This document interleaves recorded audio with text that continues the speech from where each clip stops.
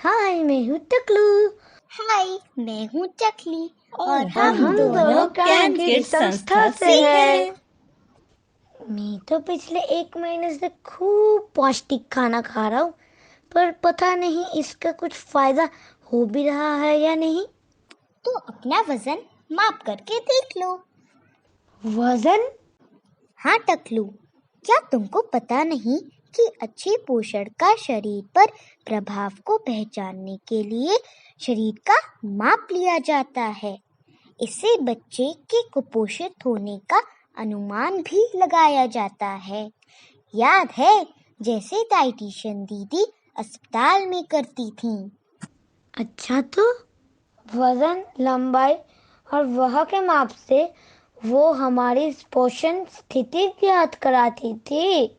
चलो उनके पास चले और खुद से शरीर के माप कराने के लिए तरीके जाने, क्योंकि जब हम घर चले जाते हैं तो पोषण स्थिति का कुछ अनुमान नहीं लगा पाते। हाँ, तो चलो चलते हैं गौतम नगर की ओर, जहाँ डाइटिशियन दीदी कुछ माता पिता को घर पर बच्चे का माप लेना सिखा रही हैं।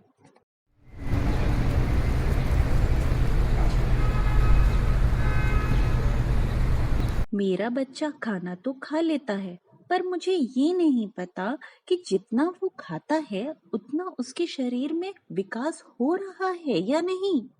वो खाना तो खाता है, पर उसका वजन नहीं बढ़ रहा है। अस्पताल से घर जाने के बाद तो मैं इस बात से और परेशान रहती हूँ। अगर तुम्हें ऐसा संदेह है तो तुम डाइटिशियन मैडम से मिलो। पिछली बार जब मैं डिस्चार्ज होके घर गई थी तो उन्होंने मुझे बच्चे को माप कराना सिखाया था। वो बहुत मुश्किल नहीं है, बस थोड़ा सा अभ्यास करना होता है। यह करके मुझे अनुमान रहता है कि मेरा बच्चा पोषण परिपूर्ण है और मैं नियमित रूप से इसको डायरी में भी लिख के रखती हूँ। अच्छा, हाँ, और यदि कुछ माप कम निकले तो फोन करके डाइटिशियन दीदी को बताती हूँ और वो मुझे पोषण के लिए राय दे देती हैं, जिसका पालन करके मैं बच्चे को कुपोषित होने से बचा लेती हूँ। वाह, ये तो बहुत अच्छी बात बताई तुमने। मैं अब भी जाती हूँ डाइटिशियन दीदी के पास। आइए जीतू की मम्मी। दीदी, मुझे ऐसा लगता है कि मेरे बच्चे का वजन नहीं बढ़ रहा है। जब मैं अस्पताल में होती हूँ तो आप लोग जीतू का वजन लेके उसको पोषक आहार देते रहो, पर जब हम घर चले जाते हैं तो ये मैं कैसे कर सकती हूँ? यह तो बहुत अच्छा विचार है। शरीर का माप लेना सबसे आसान तरीका है बच्चे की पोषण स्थिति को ज्ञात करने का। ये खर्चीला भी नहीं है। केवल ज़रा से अभ्यास से हम आसानी से बच्चे की पोषण स्थिति का पता लगा सकते हैं। समय समय पर बच्चे की लंबाई, वजन और बाजू का माप लेने से हमें उसकी पोषण स्थिति का ज्ञात हो सकता है। अरे वाह दीदी, पर क्या मैं ये कर पाऊंगी? हाँ, बिल्कुल। आइए मैं आपको बताती हूँ इसको कैसे करना है। पहले जानते हैं बच्चे की घर पे ऊंचाई व लंबाई को सटीक रूप से कैसे मापें।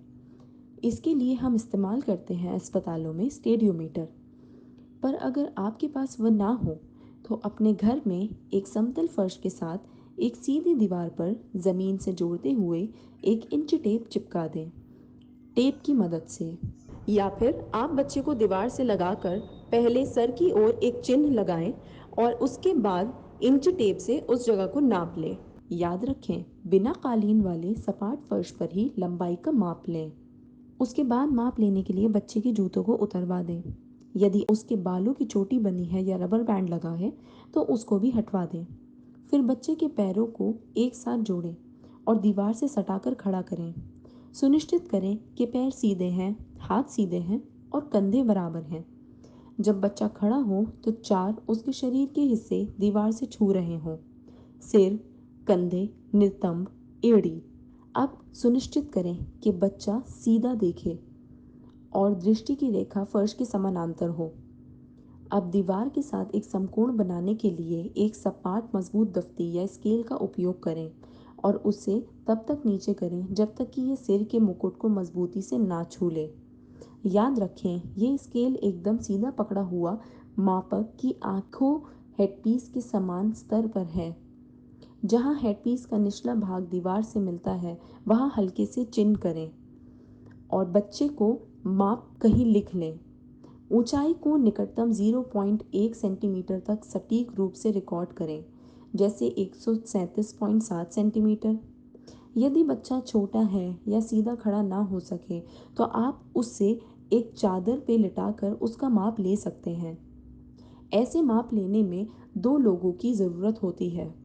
माप इसके लिए बच्चे को चादर पर लिटा लें और उसके घुटने नीचे की तरफ दबाते हुए टांगे बिल्कुल सीधी कर लें।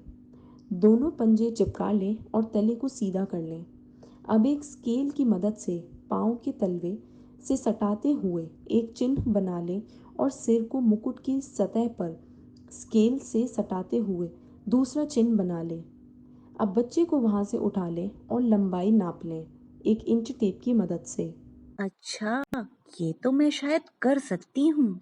हाँ, बिल्कुल कर सकती हो। आओ, अब मैं तुम्हें अपने बच्चे का घर पे वज़न लेने का सही और सटीक तरीका बताती हूँ। वज़न लेने के लिए एक डिजिटल स्केल का इस्तेमाल करते हैं। आप ये आसानी से किसी भी शहर से ख़रीद सकते हैं। ये 1000 से 1500 रुपए में आता है और काफ़ी साल चलता है।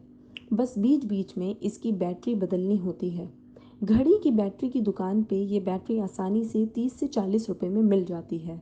अच्छा दीदी, ये तो हम ले लेंगे। बच्चे के पूरे उपचार और उसके बाद भी काम आएगी और घर के और सदस्य भी इस्तेमाल कर सकते हैं।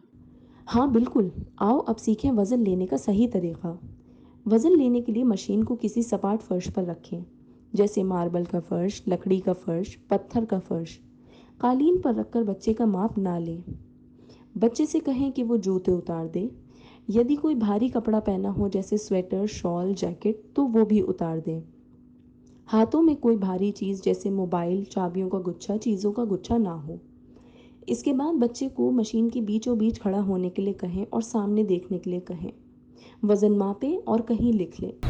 वज़न को निकटतम 0.1 केजी तक सटीक रूप से रिकॉर्ड करें, जैसे 37.7 केजी।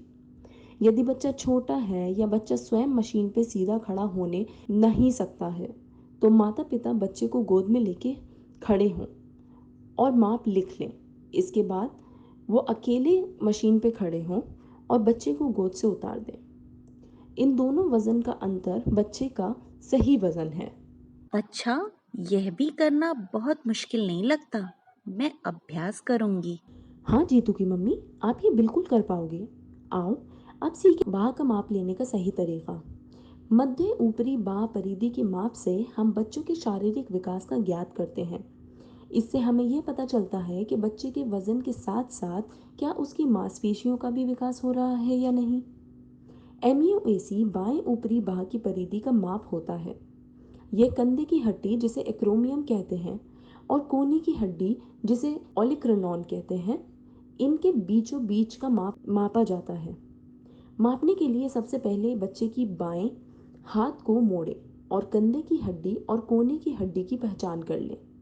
इन दोनों के बीच की लंबाई इंच टेप से माप लें और इन दोनों को बिल्कुल बीचों बीच एक छोटा सा बिंदु लगा लें।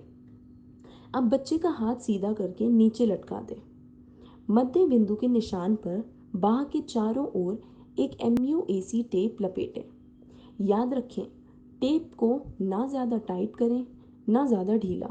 निकटतम 1 मिलीमीटर तक मापें। बहुत पतली भुजाओं पर भी MUAC का मापना आसान है। यह थोड़ा सा मुश्किल लग रहा है। पता नहीं मैं कर भी पाऊंगी। अरे बिल्कुल कर पाओगी। देखो, राजू की मम्मी को सिखाया था। थोड़ा सा अभ्यास करके अब वो बिल्कुल सटीक माप लेकर मुझे भेजती हैं। ज़रूर याद रखें, यदि वज़न या बाह का माप गिरता हुआ दिखे तो अपनी डाइटिशियन दीदी को फ़ोन करके ज़रूर बताएं या उनके पास लेके जाएं और फिर जो वो सलाह दें उस पर अमल करें, जिससे आप अपने बच्चे का न्यूट्रिशन स्टेटस अच्छा कर सकते हैं। आपने तो मेरी सारी परेशानी का समाधान कर दिया। मैं खुद भी करूंगी और अन्य माता पिता को भी मापने की सलाह दूंगी। तो आज हमने सीखा घर पे शरीर को मापने के तरीके। आशा करते हैं ये वीडियो आपको पसंद आया होगा। तो अगले हफ्ते फिर मिलते हैं। तब तक के लिए बाय बाय बाय। बाय।